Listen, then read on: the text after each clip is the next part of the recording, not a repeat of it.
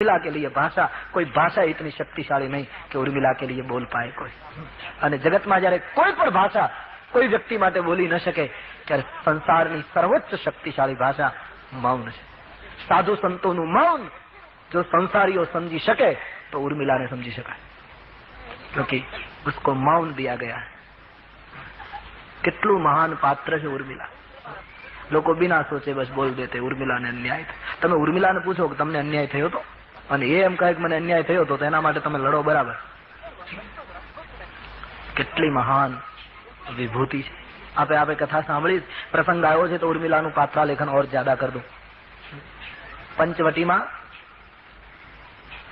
14મું વર્ષ, રામજી 13 વર્ષ સુધી ચિત્રકૂટમાં રહ્યા છે એવો સંતોનો બહુમત છે। 14મા વર્ષે રામજી પંચવટી ગયા અને રાવણનો વિનાશ થયો। 14 વર્ષમાં આખી ક્રાંતિ થઈ। 13 વર્ષ સુધી તેમણે ચિત્રકૂટમાં નિવાસ કર્યો।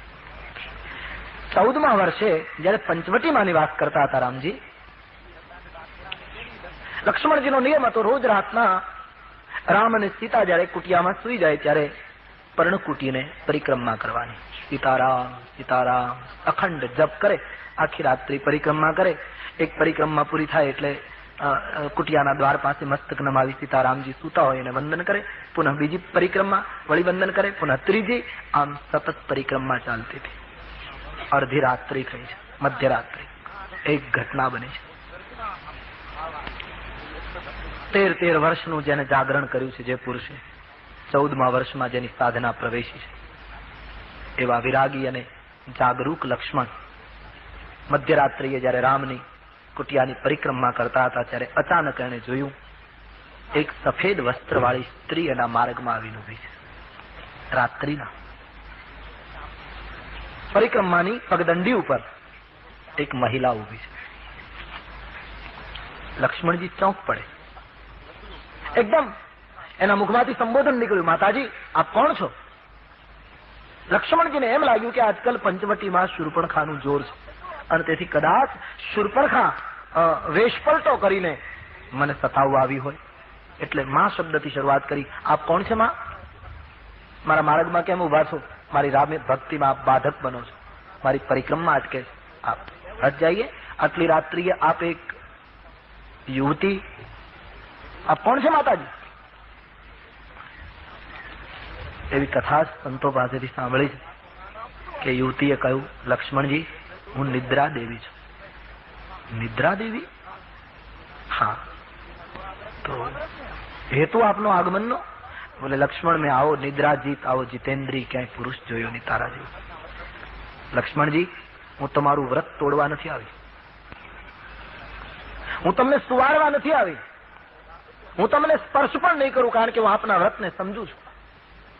પણ લક્ષ્મણજી આપની જાગરણ, આપની નિદ્રા ઉપરનો કાબુ જોઈને મારાથી રહેવાયું નહીં, એટલે હું ધન્ય બનવા તમારા પાસે આવી છું કે મને તમે કંઈક સેવા સોંપો। 13 વર્ષનું આપને જાગરણ થયું છે, હું તમારો થાક ઉતારું, સ્પર્શ નહીં કરું, આપે આંખ બંધ કરીને સૂવું પણ નહીં પડે, પણ મારામાં એવી શક્તિ છે, હું કેવલ એક પાલવ દૂરથી તમારા ઉપર આમ ઉતારું તો તમારા 13 વર્ષના જાગરણનો થાક ઉતરી જાય। હું સ્પર્શ નહીં કરું, તમારું વ્રત તૂટશે નહીં, તમારે સૂવું નહીં પડે, આંખો બંધ કરવી નહીં પડે, કેવલ મારી શક્તિથી હું તમારા ઉપર મારો પાલવ ઘુમાવું દૂરથી અને તમારા 13 વર્ષનો થાક ઉતારું, મને આટલી સેવા આપો, मैं धन्य बनूंगी। लक्ष्मण जी बिल्कुल निश्चिंत हो गए और बहुत सुंदर बोले कि माताजी धन्यवाद, आपने मारा तरफ આવી લાગણી થઈ તે બદલ मैं आपका आभारी हूँ। પણ એક પ્રશ્ન પૂછું નિદ્રા દેવી, શું કે તમને આ ખોટી માહિતી આપી કોણે? બોલે કઈ કે તમને એમ કોણે કહ્યું કે મને થાક લાગ્યો? આ માહિતી કોણે આપી? માં 24 કલાક જેના નેત્રની સામે રામ હોય એને જગતમાં કોઈ દિવસ થાક ન લાગે। જેના મનમાં સતત રામ સ્મરણ હોય, જેના કદમ કદમ ઉપર રામની યાત્રા હોય, જેની આંખ સામે સતત સીતારામનું દર્શન હોય, એને કોઈ દિવસ થાક લાગે? સત્ય ને નીતિના પથિકને કોઈ દિવસ પરિશ્રમ પડે? માં આપને કોઈ ખોટી માહિતી આપી। નિદ્રા દેવી કહ્યું એ તો આપની મહાનતા છે, આપની એ વિચારવાની જે રીત છે તે બદલ ધન્યવાદ, પણ મને આટલી સેવા આપો। લક્ષ્મણજી કહ્યું નહીં, મને જરૂર જ નથી ને, હું થાક્યો જ નથી।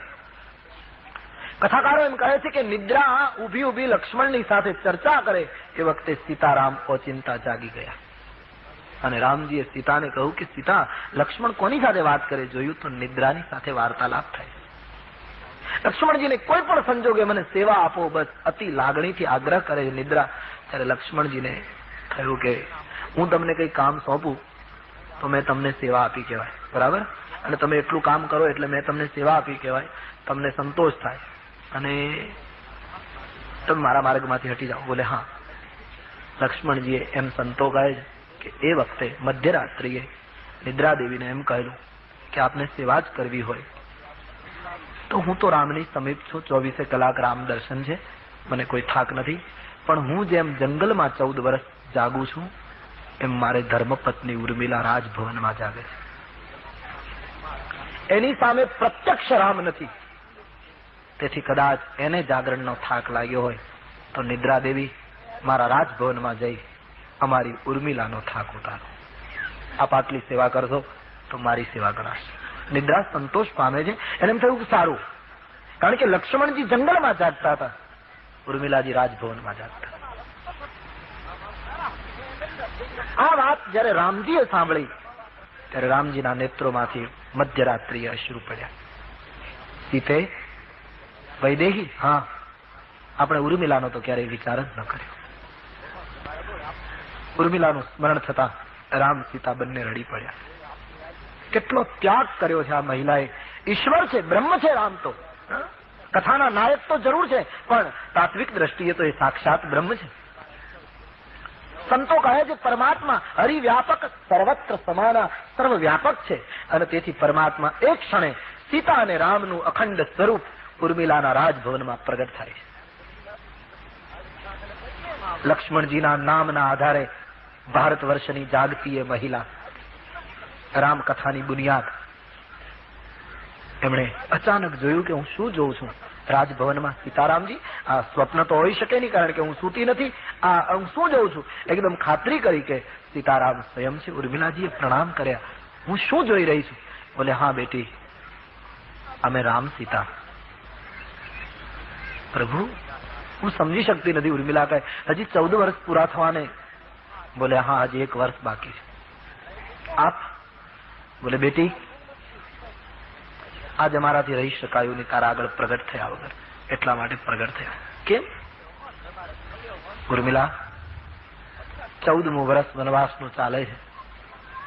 લક્ષ્મણ અમારી એટલી સેવા કરે છે કે અમે તારું ઋણ અદા નહીં કરી શકીએ. આપ શું કહેવા માંગો છો પ્રભુ? બોલે આજ મધ્યરાત્રિએ નિદ્રા લક્ષ્મણને કહેતી હતી કે મને સેવા આપો.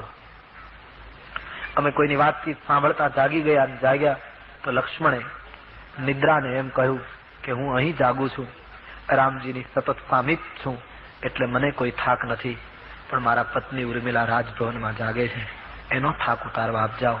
બેટી, તારું સ્મરણ તારા પતિએ કર્યું, અમને અચાનક તારું સ્મરણ થયું અને તેથી અમે રહી શક્યા નહીં, એટલા માટે અમે તારી પાસે આવ્યા. દીકરી માંગ, શું આપું? રામજીને ઉર્મિલા કો કહા માંગ. ઉર્મિલાને પોતાની કુરબાનીની એક ધન્યતા અનુભવાય કે મારા પતિએ મને યાદ કરી. એક બાજુ અતિ આનંદ થયો, આંખમાંથી પ્રેમાશ્રુ પડી ગયા એ મહાન મહિલાને. રામજી આગ્રહ કરે, ઉર્મિલા માંગ, શું આપું બેટી? ઉર્મિલાએ 2 વાત કહી. પછી આ 2 વાત સાંભળ્યા પછી તમે નક્કી કરજો કે આ પાત્રનું વર્ણન કરી શકાય એવું છે. પહેલી વાત ઉર્મિલાએ એ કહી છે કે પ્રભુ, આપ માંગવાનું કહો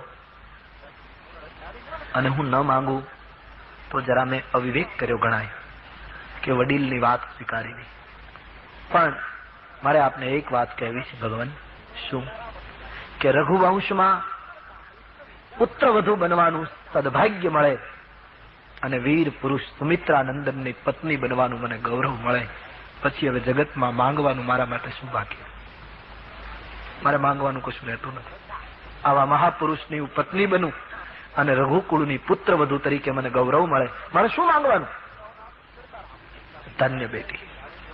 બોલે નહીં, છતાં કંઈક માંગ. અમારા સંતોષ ખાતર કંઈક માંગ. ત્યારે બીજી વાત ઉર્મિલા એ માંગી કે તો એક વસ્તુનું વચન આપો. શું? કે આ 14મા વર્ષના પ્રારંભે મારા પતિને મારું સ્મરણ થયું રાતના.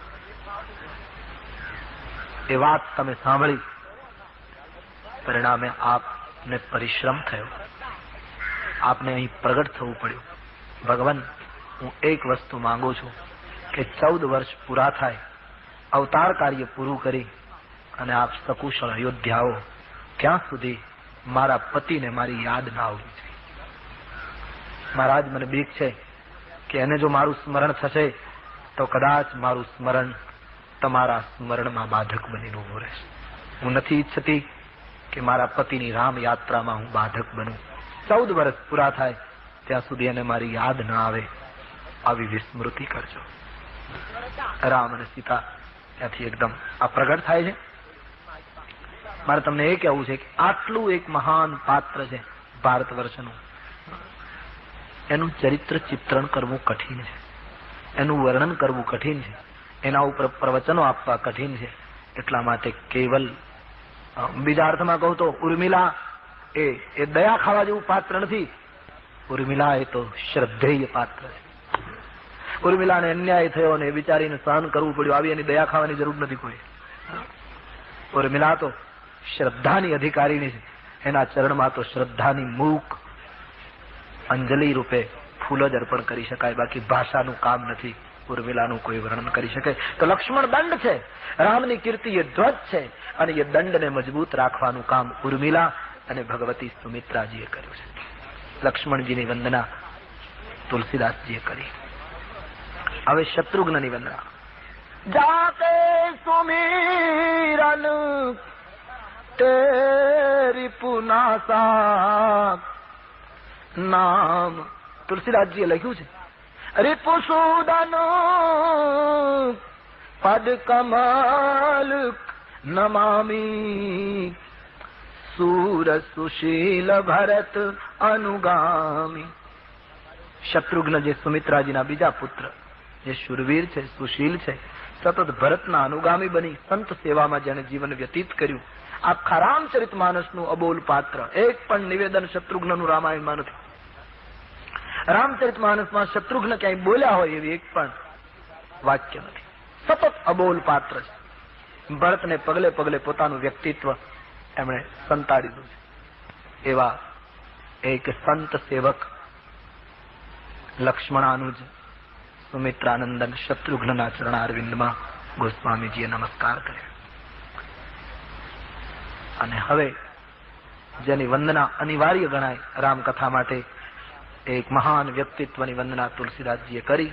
મહાવીર બિનવઉ હનુમાના, મહાવીર બિનવઉ હનુ, મહાવીર બિનવઉ હનુમાના, મહાવીર બિનવઉ રામ જાસુ જસ આપ બખાના, રામ જાસુ જસ આપ બખાના, રામ જાસુ જસ આપ બખાના, રામ જાસુ જસ આપ બખાન. હનુમાનજીની વંદના. હનુમાનજી વગર તો રામકથામાં આગળ જઈ શકાય જ નહીં. હનુમાનજી રામાયણના પ્રમુખ વક્તા પણ ગણાય છે અને પ્રમુખ શ્રોતા પણ ગણાય છે. તુલસીદાસજીએ હનુમાનજીની વંદના કરતા લખ્યું, મહાવીર વિનવઉ હનુમાન. આખા રામચરિતમાનસમાં રામજીને તુલસીદાસજીએ વીર કહ્યા છે, પણ મહાવીર નથી કહ્યા. મહાવીર તો કેવલ હનુમાનજીને જ કહ્યા. અને મહાવીર એ છે, સંસારમાં મોટામાં મોટો વીર એ છે જે હનુમાન હોય. હનુમાનનો શબ્દાર્થ થાય છે જેને માનને હણી નાખ્યું. હનુમાન જેને પોતાના અહંકારને ખતમ કરી નાખ્યું, એ જ મોટો વીર છે. ધાર્મિક કાર્યો કરવા જોઈએ, સત્કાર્યો કરવા જોઈએ, સમાજ માટે હિતાવ, પણ એવી જરાય ભૂલ ન કરવી જોઈએ. સત્કાર્યોમાં જો સાવધાની ન રહે તો ધાર્મિક અને સત્કાર્યો ઘણી વખત માનવીના અહમને વધારે છે. સદગુણોની વૃદ્ધિ થવી જોઈએ સંસારમાં, પણ એક વસ્તુ ચોક્કસ, પાછો સદગુણનો અહંકાર નીકળી જવો જોઈએ. નહીતર સદગુણનો અહંકાર શરૂ થઈ જાય તો બીમારી એની એ રહી. સત્કાર્યોએ માનવીના અહમને મોટે ભાગે સમાજનું દર્શન કરતા લાગે છે મજબૂત બનાવ્યો. સત્કાર્ય કરતા કરતા સત્કાર્યનો અહમ પણ જયારે નીકળી જાય. સાબુથી કપડાને ધોઈએ તો સાબુ દ્વારા કપડાનો મેલ નીકળે, એ તો હકીકત છે. સાબુ મેલ કાઢવાનું કામ કરે છે. એમ સત્કાર્યો જીવનનો મેલ ધોવે છે. પણ આપણા બધાનો અનુભવ કે સાબુ દ્વારા કપડાનો મેલ કાઢ્યા પછી કપડામાંથી સાબુ પણ કાઢી નાખવો પડે, નહીતર એ સાબુ વાળું કપડું વધારે બગડેલું ગણાય. સાબુને પણ નીચોવી નાખવો પડે. એમ સત્કાર્ય કરતા કરતા જીવનની અશુદ્ધિઓ તો દૂર થાય, પણ સત્કાર્યના અહમરૂપી જીવનમાં જો સાબુ રહી જાય તો એ કપડું હજી ગંદુ જ ગણાય. એટલે એ અહમને પણ નીચોવવો પડે. હનુમાનજી એક એવું પાત્ર છે જેના જીવનમાં હનુમાન બન્યા છે.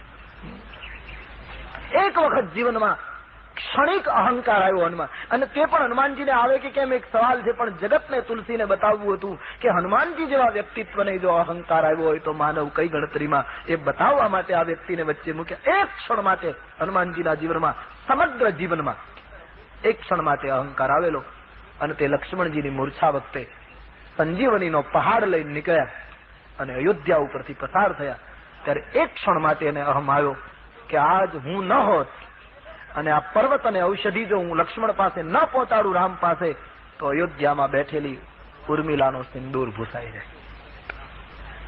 એક જ ક્ષણ માટે આ વિચાર મગજમાં આવ્યો.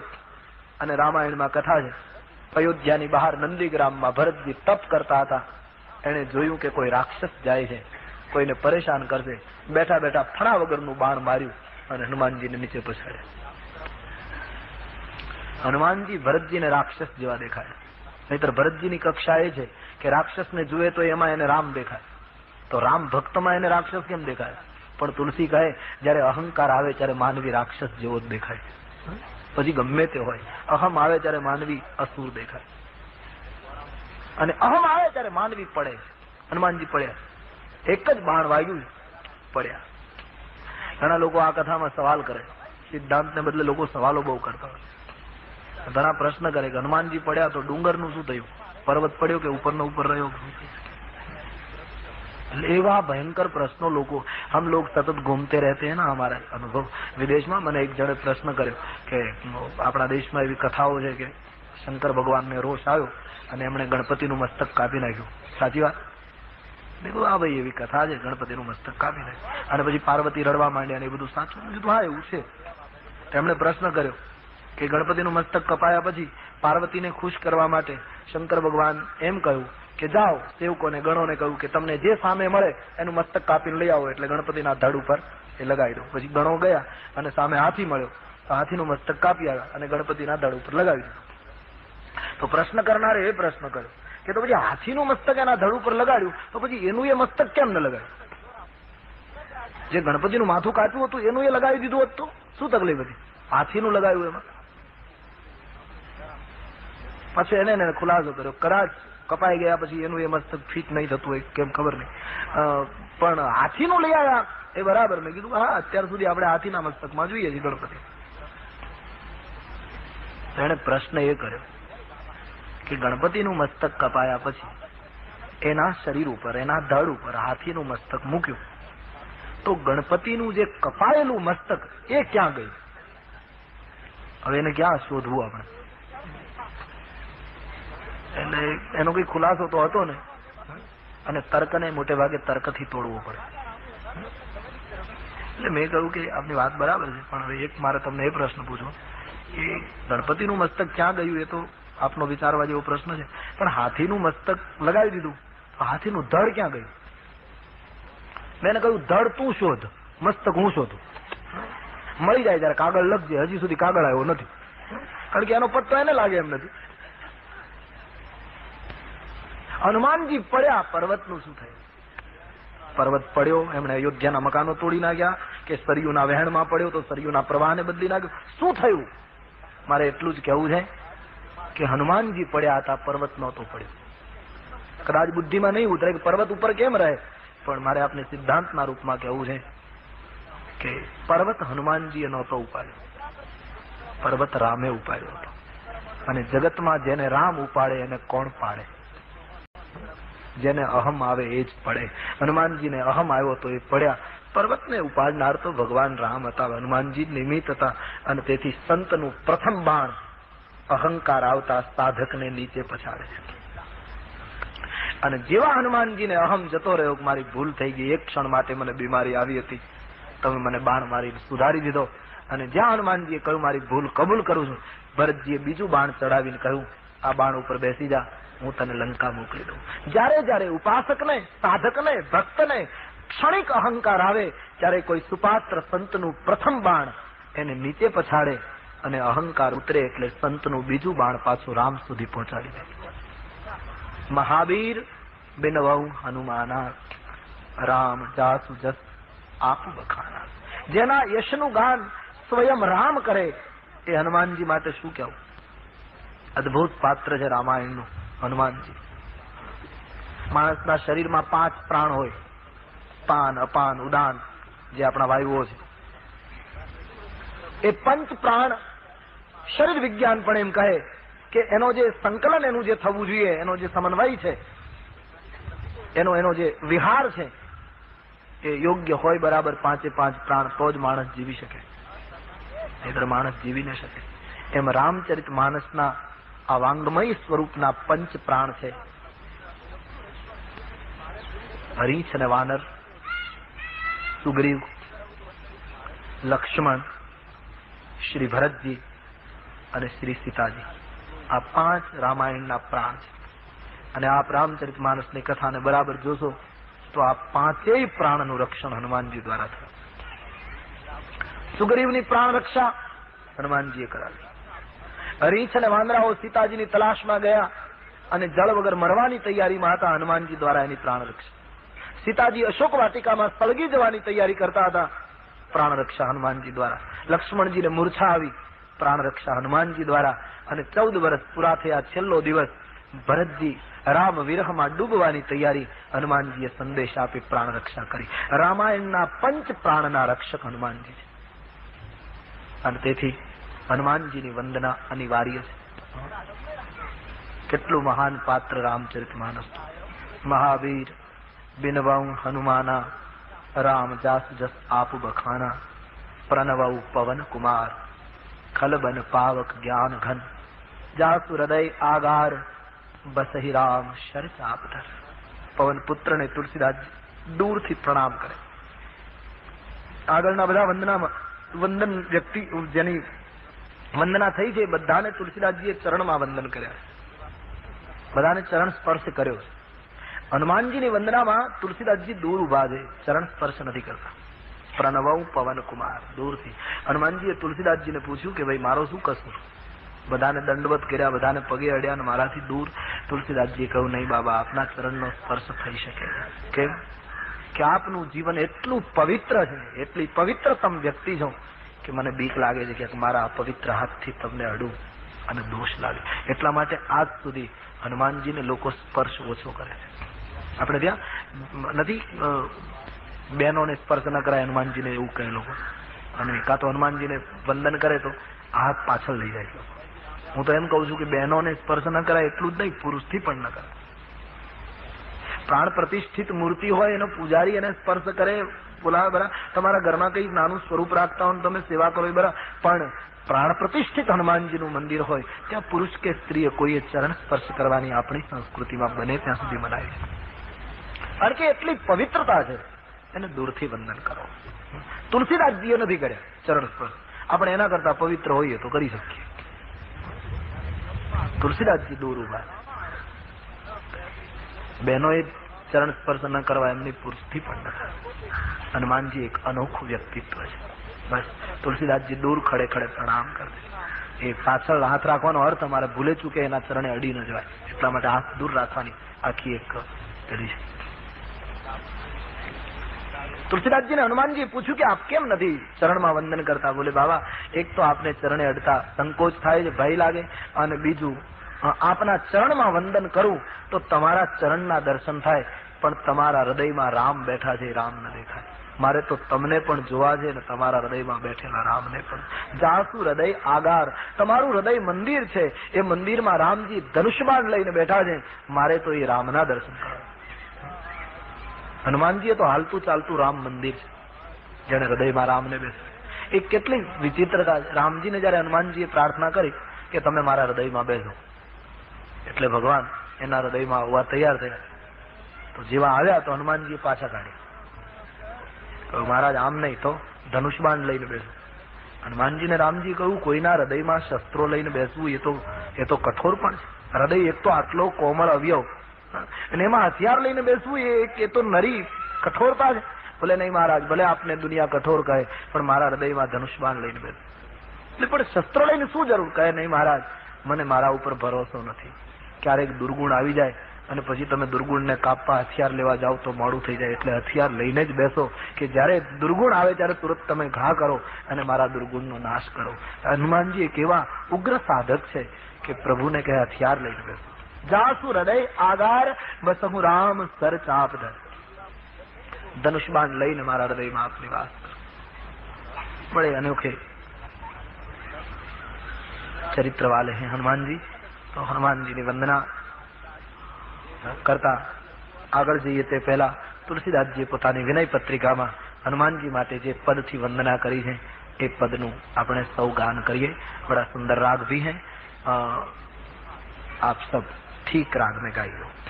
मंगल मूर्ति मारुत नंदन, मंगल मूर्ति मारुत नंदन. सीधे साधे शब्द है. राग का नाम है कल्याण. और आप जहां भी बैठे हैं जरा कोशिश करके सब गाइए. मंगल मूर्ति मारुत नंदन, मंगल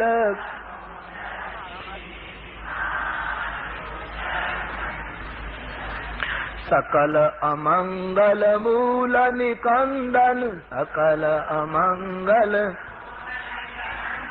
सकल अमंगल मूल निकंदन, सकल अमंगल मंगल मूर्ति मारुत नंदन.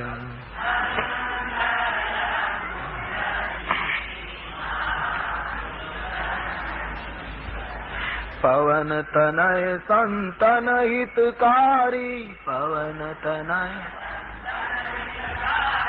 पवन तनय संतन हितकारी, पवन तनय हृदय विराजत अवध विहारी, हृदय हृदय विराजत अवध विहारी. मंगल मूर्ति मारुत नंदन.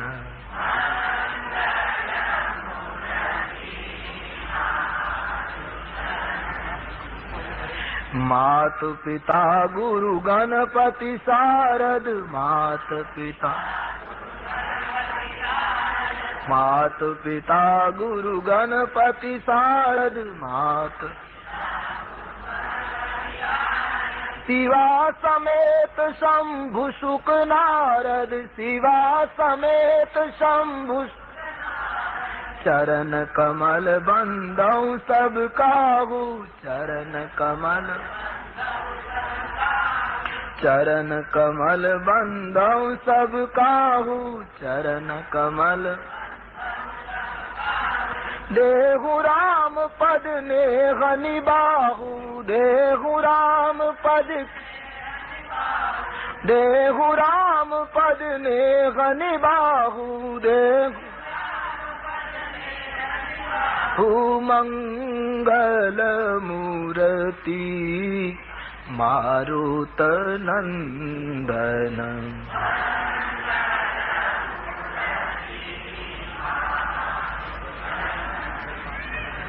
बंदहु राम लखन वैदेही बंदहु राम लखन वैदेही ये तुलसी के परम स्नेही ये तुलसी के परम स्नेही जय जय जय हनुमान गोसाई जय कृपा करो गुरुदेव की नाई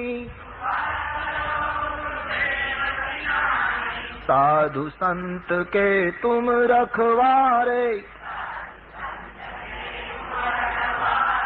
साधु संत के तुम रखवारे असुर निकंदन राम दुलारे असुर निकंदन राम दुलारे मंगल मूर्ति मारुत नंदन मंगल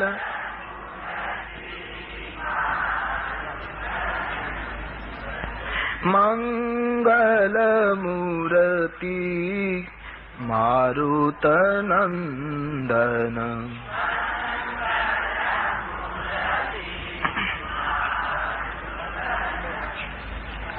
सकल अमंगल मूल निकंदन सकल अमंगल मूल निकंदन मंगल मूर्ति मारुत नंदन